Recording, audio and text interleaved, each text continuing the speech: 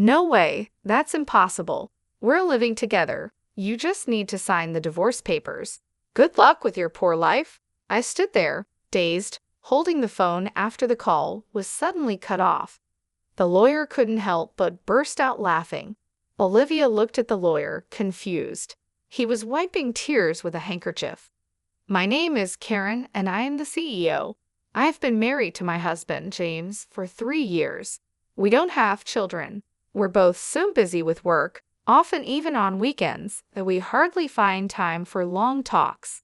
We mostly see each other in passing, so we try to sync our schedules for overseas trips during our long breaks. It's only once a year, but it's something we both really look forward to. When we got married, we decided to buy a condo on the upper floor of a Bay Area tower. It was a stretch financially, but we thought about the future value of the property. Thanks to that, we're happy with our current life. I have a close friend from high school, Olivia. We sometimes grab lunch together. Olivia is beautiful and has high standards for men. She's not married yet but is eager to be. She looks for well-educated, high-earning men on dating apps and won't compromise on their income. One day, I was having lunch with Olivia at a cafe near a park. We went to high school and university together, even shared the same classes. That's why we've consulted each other about various things over the years, knowing quite a bit about each other's dating histories and types. During our student days, we shared both fun and sad times. Those are cherished memories now. Since marrying James 3 years ago, we've both gotten busier, and the chances to meet have decreased. Now, we only see each other a few times a year. I'll come visit your condo next time, Olivia suddenly said. She'd never been to my place before. Then, on the weekend, she came over. I could tell she was amazed even through the intercom at the entrance. As soon as I opened the door, Olivia looked impressed. Wow, this place is like a mansion, and that elevator ride was so long. I had chosen a spacious upper floor condo because it was a once-in-a-lifetime purchase. It's even more spacious than a house. It's beautiful, really incredible, Olivia said as she looked around the condo, turning her head in every direction. Great location and an upper floor in a high-rise like this must have cost a fortune, Olivia remarked with a sly smile. Yeah, you could say it's $1 million condominium. It's got great security too, I said, but Olivia cut me off, reacting only to the term $1 million condominium. It must be over $1 million. Your husband must be making a lot, she said, her eyes wide with astonishment. That was so typical of Olivia. She always had high standards for men, especially regarding their income. James's salary is quite good for his age, I guess, I said vaguely. I felt it was tacky to be too explicit. Olivia had a look that seemed to hint at some ulterior motive. Can I use your bathroom? She asked and left the living room. I directed her to the bathroom and then started preparing tea in the kitchen. I was concerned when Olivia took a while to come back. I was about to check on her when she returned, saying, just replying to an email. Olivia usually didn't make excuses like that, so I felt a slight sense of unease. While enjoying the cookies Olivia brought as a gift and having tea, she asked, can I stay till the evening? She apparently wanted to greet James. It had been since our wedding that Olivia last saw James, so it wasn't unnatural for her to want to see him. I decided to check with James just in case. James was happy about it. I might finish work early, he replied in an email. I told Olivia it was okay, and then I started preparing dinner. Olivia was using her smartphone, but then she stood up and went to the bathroom again. I didn't notice while cooking, but Olivia was gone for quite a while. When she came back, she was wearing a familiar necklace. It was my necklace. As I stared at the necklace, Olivia gave an embarrassed smile. How do I look? Does it suit me? She posed like a model. Seeing my stunned expression, Olivia started laughing. Oh, come on, I'm just kidding. I found it and thought it was cute. It must have been super expensive, right? A premium piece for sure, Olivia said, sounding like a child making an excuse for a mistake. That's a gift for James. Wow, he must be really wealthy to afford something like this. Olivia sighed, but more importantly, that necklace was stored in the closet in the bedroom. It seemed like Olivia had pretended to go to the bathroom and instead went to the bedroom to peek into the closet. I couldn't believe her actions. However, I didn't want to seem petty, so I just emphasized that it was a precious item. Taking advantage of my mild reaction, Olivia made a surprising request. Can I borrow this necklace for a while? I've got a date with a doctor I met on a dating app. I want to wear it for that. Please, she pleaded, putting her hands together as if praying. Reluctantly, I decided to lend it to her. All right, but take good care of it. Like I said earlier, it's a gift for James. As soon as Olivia knew she could borrow it, she smiled and started touching the necklace gently. Of course, I understand, she said, though she seemed to ignore my words. When I finished preparing the meal, I pretended to go to the bathroom to check the bedroom. Sure enough, the closet in the bedroom and the chest beside the bed weren't fully closed. Olivia must have opened every drawer and door she could find. There were fingerprints on the jewelry, watches, and precious metals. She might have touched things but probably didn't intend to borrow them. The shoes seemed to have been tried on, and the heels were bent out of shape. This was clearly going too far. I went back to the living room and asked Olivia, "You touched various things in the bedroom, didn't you? The shoes are out of shape, and there are fingerprints on the watch." Olivia puffed out her cheeks a bit instead of looking sorry. "Please don't do that again," I told her. Olivia went back to her normal face and said, "Sorry. I didn't want to make a big deal out of it and risk hurting our friendship, so I just laughed it off lightly." That's when James came home. He was holding a box of cake. It was the first time James and Olivia had seen each other since our wedding.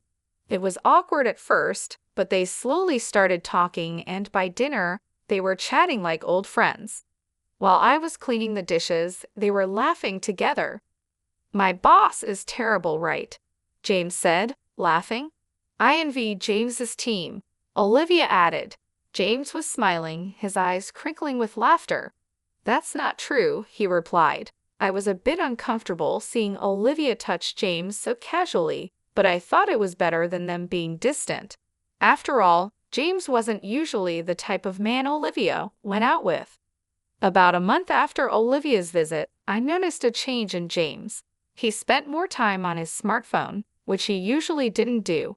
He often seemed distracted when I spoke to him and asked me to repeat myself. He always took his phone with him, even to the bathroom. It was a noticeable change. I felt like I was becoming a cheated-on wife. I thought about checking James's phone once, but I hesitated to even touch it. Our conversations at home became increasingly rare. James started working on weekends much more often. He was hardly ever at home on weekends. Originally, we barely saw each other on weekdays, but now we weren't seeing each other on weekends either. It felt like we were living separately, even though we were in the same house. Moreover, we started sleeping in separate bedrooms under the excuse of his tiredness. I was thinking about divorce or separation when I found divorce papers on the living room table. Upon closer inspection, James had already signed them. Although I had suspected it, actually seeing them still shocked me. With trembling hands, I called James. "I just got home and saw this on the table. What does this mean?" "It means exactly what it looks like. I want a divorce," James replied. I pressed him for a real reason. "I've fallen in love with someone else. It's not just an affair. I'm serious about it." It was clearly cheating. Then I heard a familiar female voice on the phone. It was Olivia. "I'm dating James now. I even want to marry him," she said. Though I had suspected it, hearing it confirmed made my heart race, and I broke out in a cold sweat. "I fell for James the moment I saw him at your house. We exchanged contact details and started messaging. One thing led to another, and here we are," Olivia explained. Her tone was harsh. Maybe this was her true nature. "James says there's nothing left to discuss. Can you just sign the divorce papers and send them off?" Olivia asked. I wanted to talk things over, so I asked her to tell James to come home. No way, we're living together now. You just need to sign the divorce papers. Good luck with your poor life, she replied, and then the call ended abruptly. I stood there, unable to move for a while.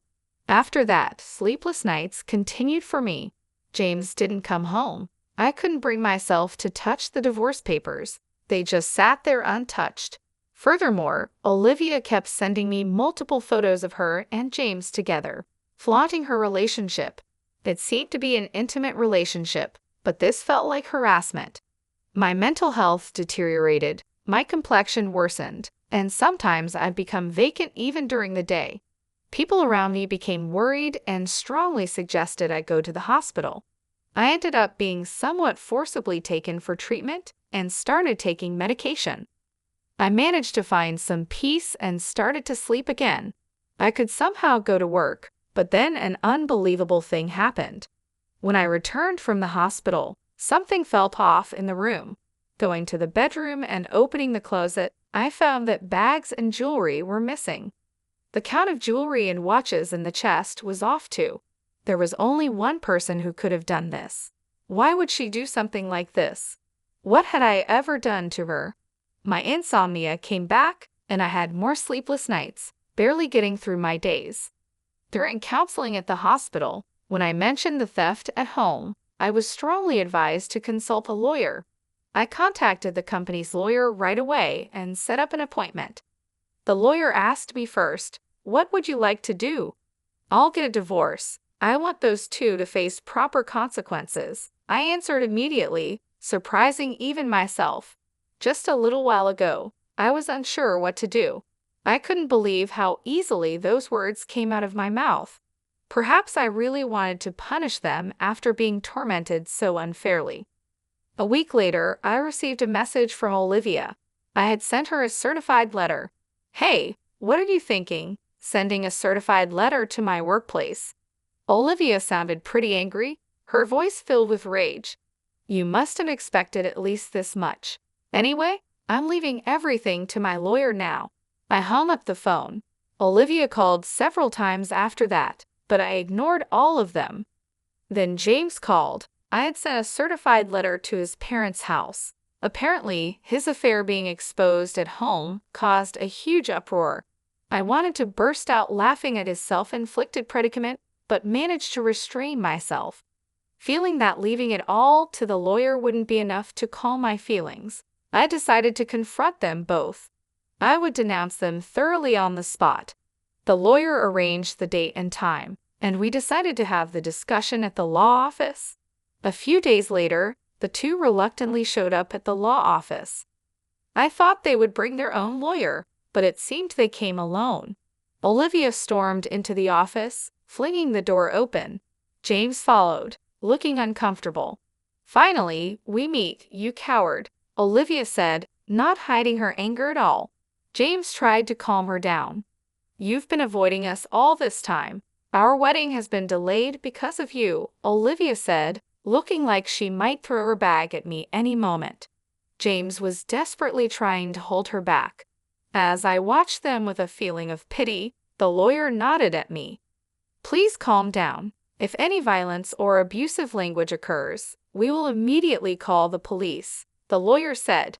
The mention of the police made Olivia stiffen. With the lawyer's intervention, Olivia and James took their seats, becoming calmer. We sat across from each other at the office table, ready to start the discussion. "James, you're seeking a divorce, correct?" I asked. Olivia sat angrily while James slumped, looking defeated. "We agree to the divorce. However, since your relationship is considered adultery, we will ask for alimony," I stated. James's face clouded over. "I'll agree to the divorce, but once the alimony is paid, don't contact us ever," he said. I quietly nodded in agreement. Olivia looked displeased, maybe expecting more resistance from me. When the lawyer began discussing the alimony amount, Olivia snapped, "I said any amount is fine. We have plenty of money." Olivia sat arrogantly with her arms crossed. The lawyer looked at her with interest, then said, "Oh yes, didn't he tell you?" James is the president of a jewelry company with a yearly revenue of $3 billion. James looked up frantically, trying to restrain Olivia's arm. Alimony for an affair is nothing to us. I'll even give a proper share of the property, Olivia continued excitedly, her face flushed. James tried hard to calm her down. Olivia shook off his hand and continued, "You can barely make ends meet on your salary, right?" She scoffed with a laugh. The lawyer burst into uncontrollable laughter. Olivia looked at him with a puzzled expression. The lawyer, wiping tears with a handkerchief, said, "Actually, the president is Karen." Olivia was dumbstruck, her mouth hanging open. James hung his head, his body trembling slightly. James is just an ordinary employee with no position at Karen's company. "I am Karen's corporate lawyer," I stated. Olivia started laughing loudly. "What are you talking about? Are you really a lawyer? Can lawyers lie?" she asked. The lawyer calmly replied, "Why not ask James next to you if what I said is a lie?" James, meanwhile, just bit his lip, looking down. Olivia, growing anxious, grabbed James's arms and began shaking him. "You said you were the president of a $3 billion jewelry company. That's not a lie, right?" James remained silent. He covered his face with his hands, uttering inaudible moans. Olivia, growing more desperate, gripped his arms tighter, repeatedly asking, "Answer me, it's not a lie, right?" James finally whispered in a raspy voice, "I'm sorry." The room fell into a deep silence. Olivia's strength seemed to leave her body, and she let her hands that were gripping James fall limply.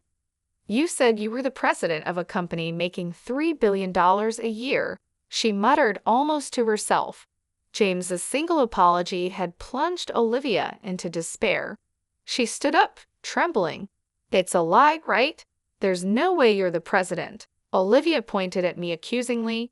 "Why didn't I know about this after all we've shared?" I spoke to Olivia calmly, as if guiding her. "Just because we're close friends doesn't mean I tell you everything, especially since you were so fixated on money.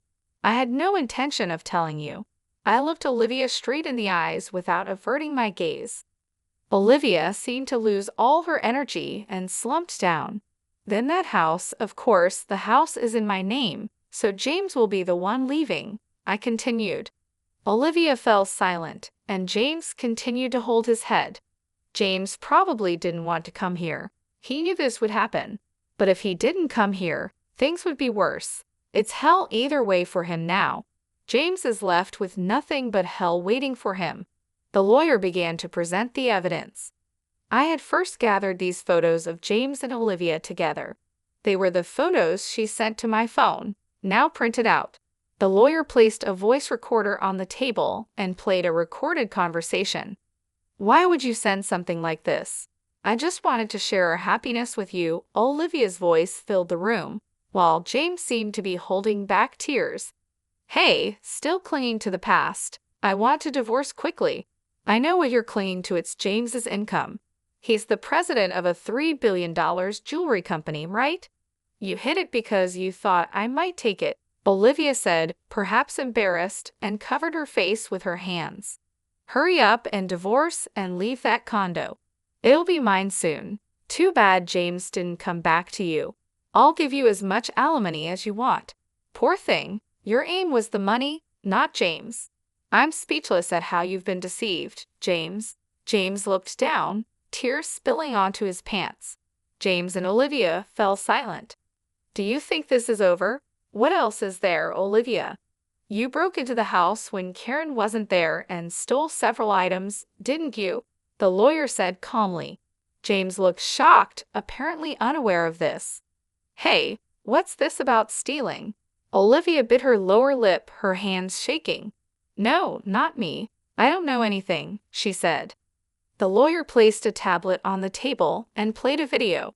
It showed Olivia sneaking into the bedroom, taking bags and jewelry, and stuffing them into her bag. Olivia stared wide-eyed at the footage. "What is this? Why are you recording me? Isn't this illegal surveillance?" she asked. James covered his face with his hands. "Inside our house, we've always had security cameras. Why didn't you tell me that earlier? Who would think you'd break in to steal? I started to get a headache from their ridiculous argument. And you used my key without permission. I wanted those things. It's your fault for not buying them for me, one argued. They kept arguing, ignoring us and the lawyer, and I could only watch in disbelief. Please save your arguments for later. Regarding this theft, we will be filing a police report, I said. Olivia seemed to panic at the mention of the police. The police? That's a bit much, isn't it? I just borrowed something from a friend, she protested. I never gave you permission to borrow anything, I replied calmly. Besides, you're not a friend, you were just a classmate. That's why I'm filing a police report. Olivia seemed to realize she was defeated, and her attitude turned gloomy. Don't say that. I'll pay for it.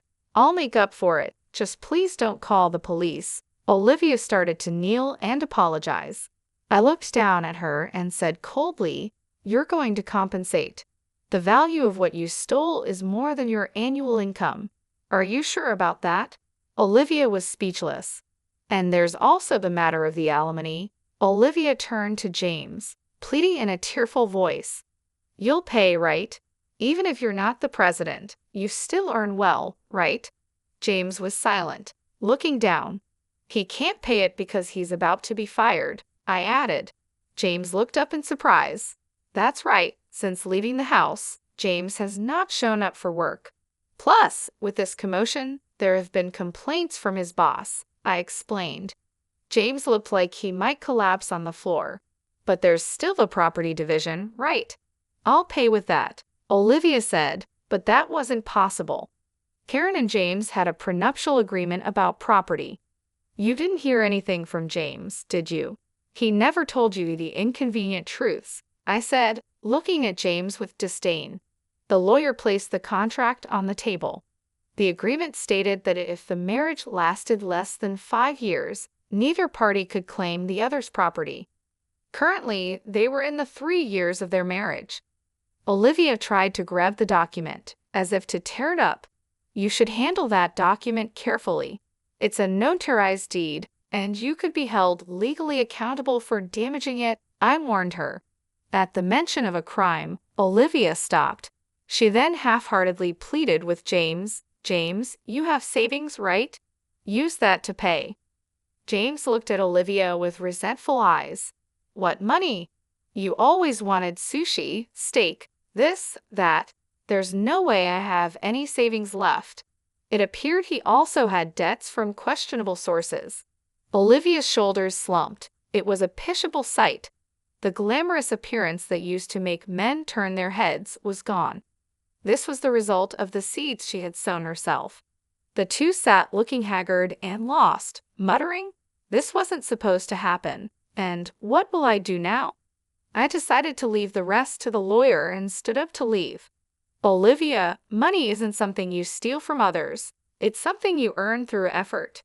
After that, the divorce went through smoothly. I sent all of James's belongings back to his parents. His parents kept apologizing to me and even sent a letter of apology. Olivia was interrogated by the police for illegal entry and theft. My police report led to an investigation, and Olivia was arrested after admitting her guilt. Half of the stolen items had been sold, but I got the rest back. Despite the maliciousness of her actions, her show of remorse and intent to compensate suggested she might receive a suspended sentence.